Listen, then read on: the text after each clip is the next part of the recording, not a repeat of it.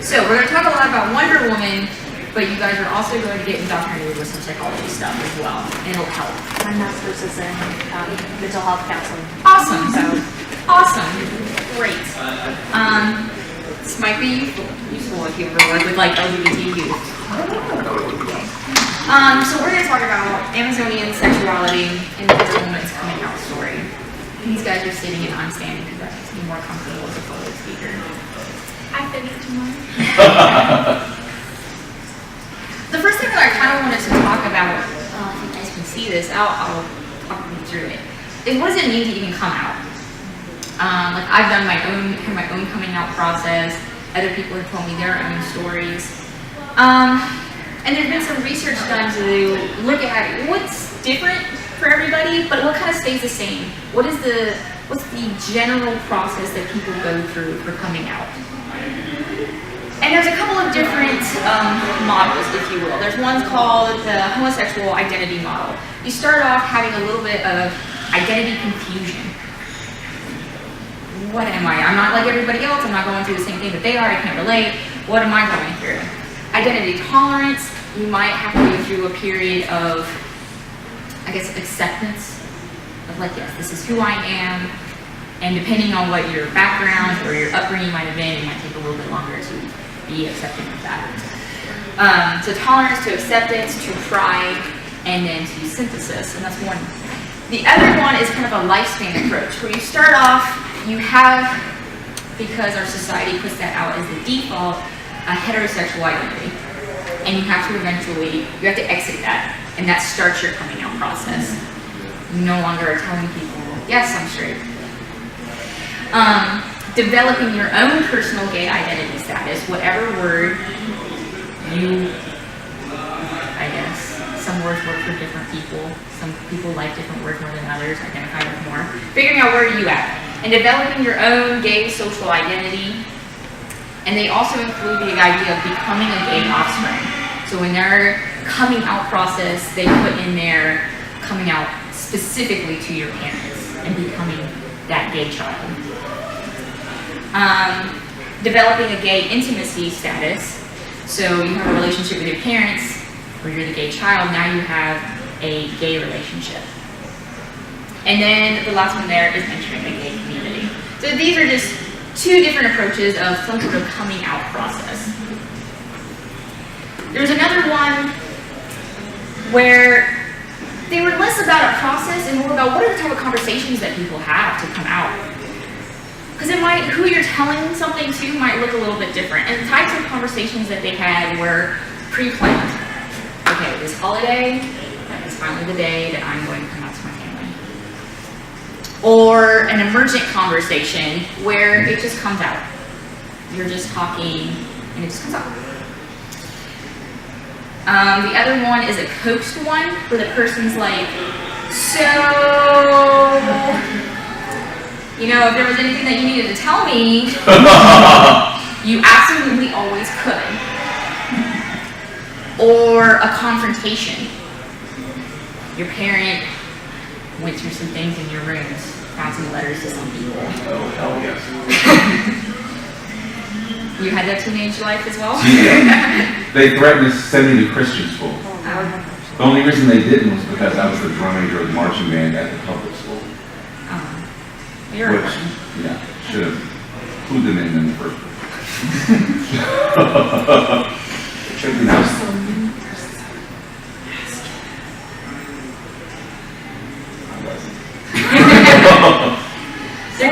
There could be a romantic or sexual conversation where that's how it arises, is you come out to that person by maybe asking them out. An educational activeness kind of conversation, or a mediated conversation is where it might not necessarily be face-to-face. I liked that approach when I was younger. Texting was great to come out with friends, because you didn't have as much of the nervousness. But these are different kind of conversations, rather than having a unique process. Because there's kind of this idea of you could come up with how things work in general, like the general coming out process. Psychologists like to do this, a developmental pattern to kind of fit people in, but it doesn't hold up across cultures. I don't think it necessarily would even hold up across what sexuality you might identify as, or gender identity coming out in that way as well. Someone makes the point that coming out is not a linear process. Okay, you guys all seem to get what I'm saying from that. When you come out to one part of your life, you might be out to friends, but are you coming out to coworkers? So coming out it's a process, but it's not always a linear process. Or you come out as, say, lesbian, but then after a while you're like, no, I actually identify more bisexual or pansexual or something, and then you rehab those conversations. So with Wonder Woman, one of the writers right now, can I forget his name? You guys remember? Oh no, I just peeked in. I don't remember his name. She was interested. We're going to talk about it. I don't remember. One of the current writers for Wonder Woman right now came out for Wonder Woman. They can't decide whether or not they want to use the word bisexual or pansexual, which but those are the words that they're throwing out for Wonder Woman. So she is, in essence, come out. Here's the thing, Wonder Woman has always been queer. She was created to be gay. That's my kind of point. You have this beautiful family. I wish you guys could see better. But the guy who created Wonder Woman. Put that bastard on trial? They said to leave. Yeah. I know he kept saying this. The guy who I'm too created sick Wonder to go Woman. to court for. On the comic books, it's He was a jerk, man. she's the guy who created Wonder Woman. On the comic book said used the name Charles Moulton, but it was William Moulton, and he was actually a psychologist, and he had a lot to say. During a time when psychologists weren't really talking about it, he was very much in defense of homosexuality, polyamory, especially because he was in that type of relationship. He was married to, his legal wife was Elizabeth, but they, all three together, were in a relationship with Olive. And then there was this other woman, her name's on the slide, I can't remember right now, who's kind of in and out. So the four of them had a polyamorous relationship. And someone who writes about the history of Wonder Woman, Jill Lepore, says, the story of Wonder Woman's origins wasn't a neglected story waiting to be written, sorry. It was a family secret locked in the closet. Their relationship, not only Moulton's psychological background, but also his relationship with these women, and these women themselves had a lot of input into the creation of Wonder Woman. But it wasn't something that was really talked about, because of course, during this day, even today, a polyamorous relationship would still have to stay in the closet.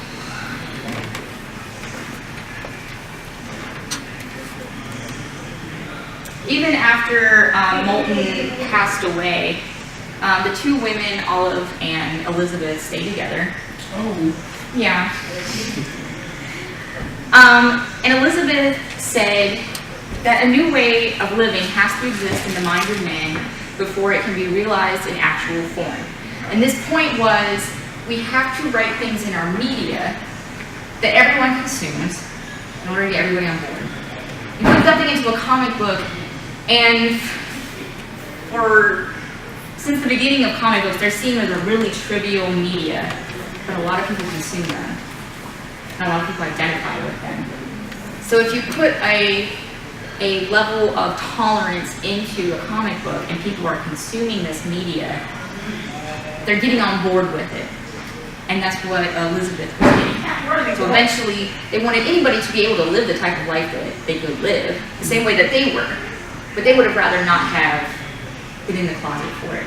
Right. Or, I'll get to this in a second, Moulton wrote a book, a lot about different emotions, but it was really defending homosexuality, and he was fired for it. And he was never able to have an academic position afterwards, something that actually led him to comic books.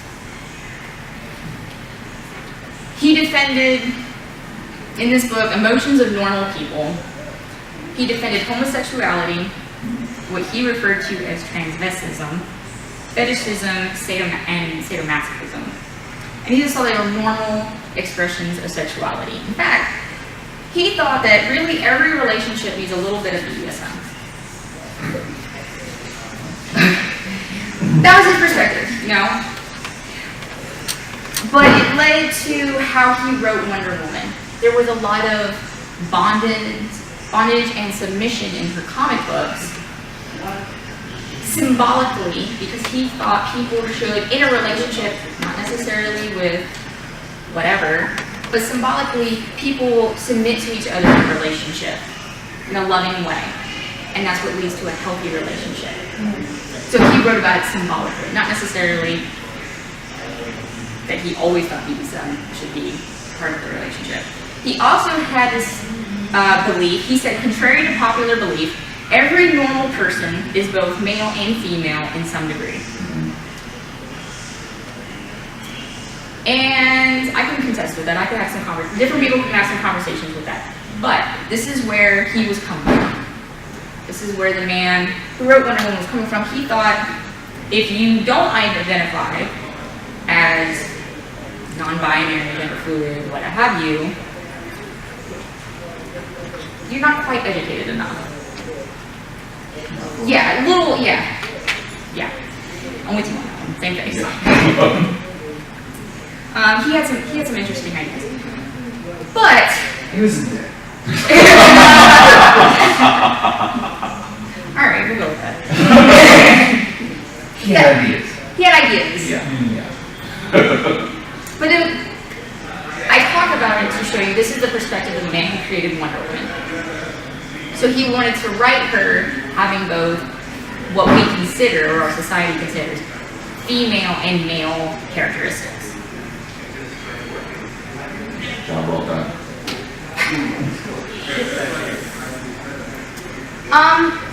But Wonder Woman came out, and her comics were insanely popular.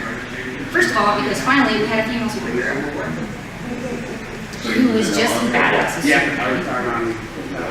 And just as interesting. Made Master Sergeant my very last day, and then got told. But it also generated a lot of critics. They were A lot of critics. It says the women of Paradise Island were exemplars of a newfangled 20th century creed that was the same old bohemian free love with a new lexicon pulled from the psychoanalytical theory and the pink and squeezy world of dreams and desire.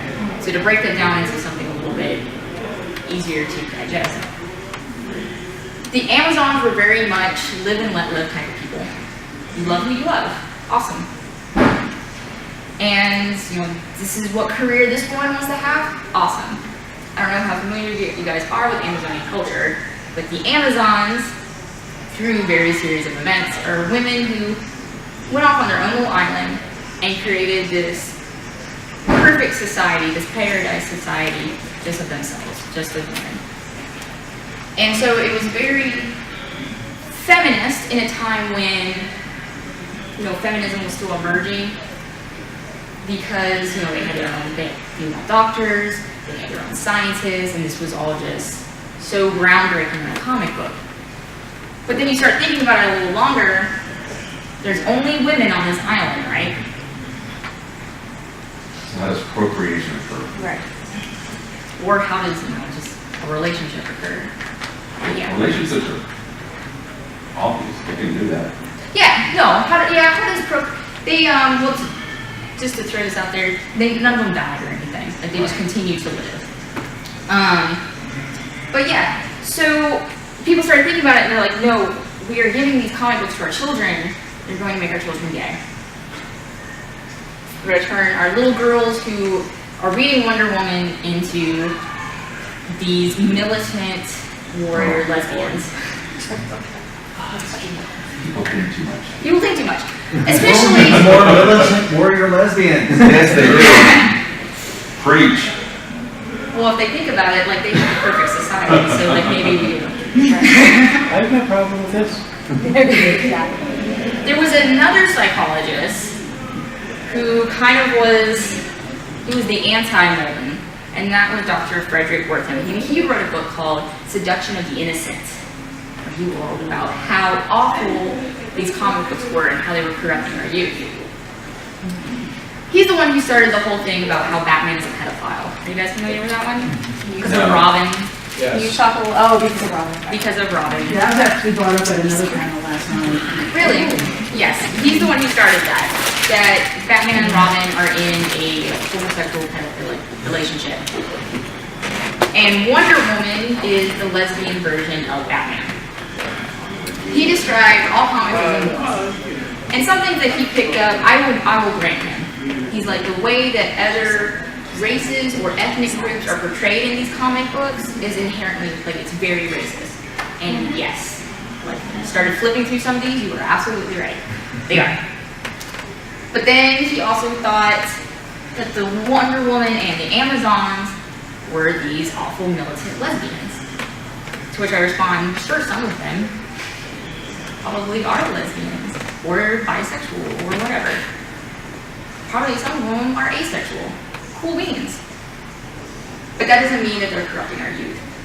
They're just living their lives. But he ironically kind of focused more on the little quirky sayings that Wonder Woman would say, like suffering Sappho. That's awesome. It's awesome, right? I started picking that up. I might start using that. Yeah. Me too. And less about Moulton's life was very closeted, as you were saying, and less focused on that. He was writing her to be more tolerant and to preach this idea of free love. Where Wortham was kind of focusing more on the superficial stuff. So kind of getting back to, where would you like to jump in? You want to talk about like the history of the Amazons? Or shall I go over that and you can go from there? You can go over the history. I'll go over the history really fast. She's the comic book expert. Oh, I think I did. I think in the registration I called myself a comic book expert. Because there was I was like, oh, I can choose one. Sure. I didn't choose one. Okay, so with the Amazons, here's what's going on with them. You have these women who were like these excellent warriors. And they were so good, and word got around that they were such great warriors that they could beat even Hercules and his guys, which pissed him off. Probably someone was in a bar, running his mouth, saying, hey Hercules, I bet Hippolyta could kick your ass. And that pissed him off. And so he started a fight with Hippolyta and all of her Amazon women. And then they kicked his ass. And he lost. As they should have. But, and it depends on what story that you read, but one version says they kicked his ass, so rather than to keep no more conflict, let's stop this, the lady gods put all the women on this island to be by themselves. And then they were the ones that won. And then the men took over. Right. So question. Yeah. So Wonder Woman was based off the mythology of the Amazons. Were they not all supposed to be black? They're Amazonian? Is that not? Right, but we usually had it would come from, wouldn't they have been black? Do you want to go? Not necessarily. The Amazon. If that's alright. Yeah, sure. Okay. The Amazon. I know, but I thought that they were misnamed the Amazons because they thought they were from the Amazon region, but they weren't. You know, like how we call Indians because we thought it was India. Right.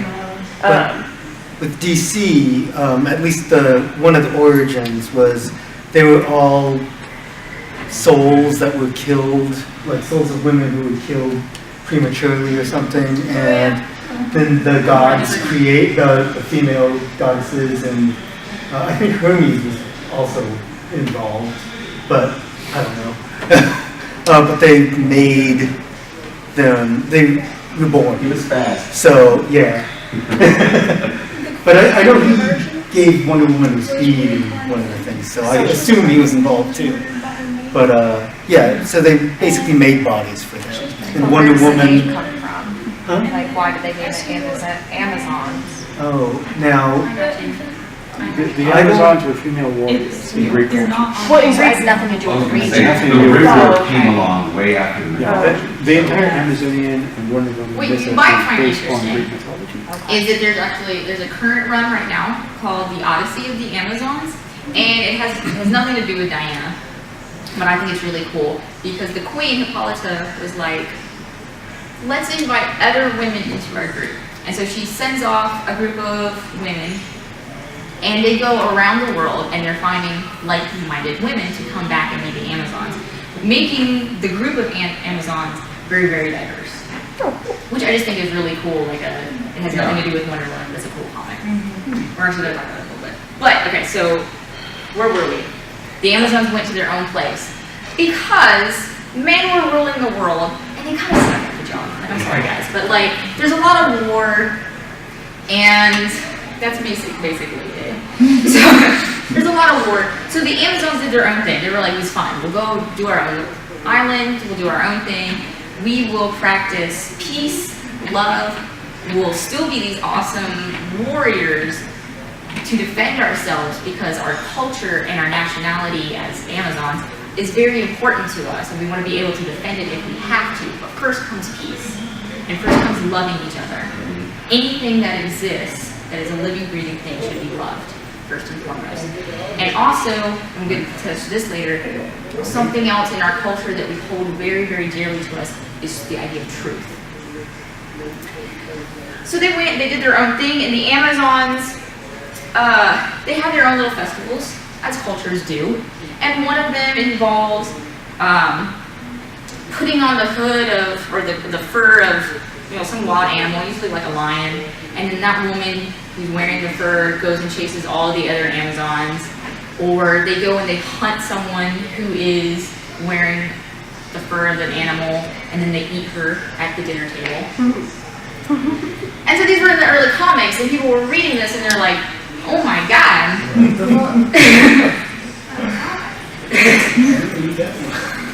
Which, sales were also doing really well, but then the Killjoys of the world were like, oh my gosh, this is going to make my kid a homosexual, and that's... With all the other straight hetero Right. stuff. Right. Didn't Straight work. parents make straight children. Quick question. Why did the TV show pick Paradise Island over Themyscira? They're the same thing. I know this, but why? Why did they pick the name? Probably because it's easier to Just say. random? Yeah. Okay. Because paradise. You don't think. Who doesn't love Paradise? Because it was the 70s, and if it sounded too foreign, just to be Okay, English you there, guys are getting me excited. I was like, is there a new Wonder Woman show? You're talking about the 70s. Yeah. Okay. That's when I was a kid. That's when I was a kid. I grew up watching the TV show when I was a kid. It's a great TV show, I think. So back to Rhythm, he really had a problem with Wonder Woman. He had a problem with the racism, which I get. Awesome. Me too, pal. Let's rewrite this stuff. But he kept talking about how these comic books were going to make our youth homosexuals and they're going to ruin our whole country. Mission accomplished. Not quite yet. So after Charles Marston died, Charles Marston Moulton, he died. We got the comics code. And that's where okay, well, Batman lost guns, but also he didn't share a bedroom with Robin anymore. And there are no more of those festivals with Wonder Woman where any girl is getting eaten. But as that happened, sales declined. Wait, there was cunnilingus in the comics? Before the comics? It was he was still Yeah. It was implied. Yeah. It was all symbolism. People suck. Sales declined, and people, Wonder Woman has always had a following, but they were less into it. They were like, this isn't what we were reading it for. Right. And so that went on for a while. But here's my thing about Wonder Woman. She's inherent. If you have her inherently, if they're not writing her to be some sort of differing sexuality than heterosexual, she's very much into tolerance and accepting and be your true self. So they might have had the comics code and written out whatever, but Wonder Woman is who she is. And so now we have more modern comics who are kind of, I feel like, getting back to their origins. And one of them, Getting out of the 50s. yeah, As they should. or away from the idea of that Diana was kind of, she was a superpowered sidekick to Steve Trevor, who was the Air Force guy. That was her only love interest. You know what's funny is, I grew up in the 70s watching that show. I always saw him as her sidekick. Yeah, I never saw him I as see. her. Kind of what a clueless sidekick too. I know we came in a little late. Did you at all touch on like the really early Wonder Woman where it was like a man ties me up but I lose all my powers kind of Wonder Woman? Yeah. Okay. There's a lot of bondage in the early comics. Yeah. Do you want to get into Isn't the that part of culture it now? Amazons? I was going to say, Well, it they always bothered me that a people. feminist icon, oh, I've lost my powers because of man ties me. Right? That's not, I don't think At that that's point, she still- was not yet, yeah. It just had nothing to do with the fact that they were really into it. Let's easily talk about more about like the culture of Amazons. I will be as Electronics. Okay. She touched on a lot of stuff about the culture itself, but what she didn't mention is that it's not a heteronormative culture. So obviously they didn't even have that as an idea because there were not men there. So they didn't grow as a society based on like the relationships that they had with outside of the world, more so with just rules on the island. Like they weren't even allowed to leave the island. They weren't allowed to leave the island. Or no man could step foot on the island. Except for the invisible girl. Okay. Anyway, they weren't raised to believe in, I don't want to say segregation because obviously they were segregated from their school, but not loving someone based on gender. So, Is a construct. yeah. Very much constructed. So yeah, like the heteronormativity, Wonder Woman never grew up in a society where that was a thing. Her default is you are who you are. And she didn't even have labels. Like Even depending on like the comic book that you read, like one of her stories is like, oh, I just molded her out of clay. And the other one's like, oh, wait, she actually had sex with Hercules, and here you go. But, and it gets kind of to be so important because we have this idea coming out, like those models that I just talked to you guys about. But it doesn't hold up through every culture. Because not every culture places as much stress on sexual identity or needing that coming out process.